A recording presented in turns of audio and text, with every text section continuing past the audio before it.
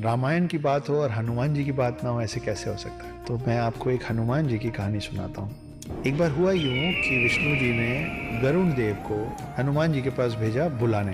तब तक हनुमान थोड़े बुजुर्ग होने लग गए थे। गरुण वैकुंठ धाम से विष्णु जी के आदेश पे उड़ के गए और वो पहुंचे हनुमान जी के पास पृथ्वी में। उन्होंने बोला कि विष्णु जी आपको याद कर रहे हैं, चलिए। हनुमान बैठ के राम जप कर रहे थे। हनुमान बोले कि आप चलिए, मैं पीछे पीछे आता हूँ आपके।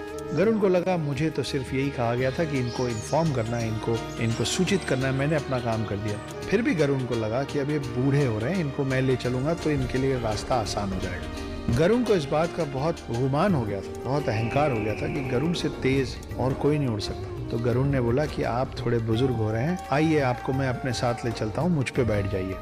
हनुमान जी ने फिर से कहा कि मैं अभी अपना जाप खत्म करूंगा, उसके बाद आऊंगा, आप चलिए मैं आता हूँ। गरुण निकल गए। गरुण पूरे स्पीड से उड़ के वापस विष्णु जी के पास वैकुंठ धाम पहुंचे। मगर वहां पहुंच के देखते क्या है, वो देखते हैं कि ऑलरेडी हनुमान जी बैठे हुए हैं विष्णु जी के पांव के पास। ये पूछते हो कि प्रभु मुझे कैसे याद किया। गरुण को समझ में नहीं आया कि मैं इतने वेग से उड़ के आया हूँ, मुझसे पहले हनुमान जी पहुंचे तो पहुंचे कैसे। और उनके दिमाग में एक और सवाल था कि अगर हनुमान जी यहाँ पहुंच भी गए थे तो द्वारपाल जो उस दिन सुदर्शन चक्र थे वो हनुमान को अंदर कैसे आने दिए।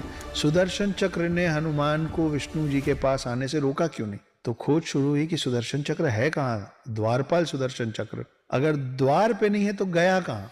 विष्णु जी मुस्कुराए और हनुमान जी बोले, हे हनुमान, कहाँ है मेरा सुदर्शन।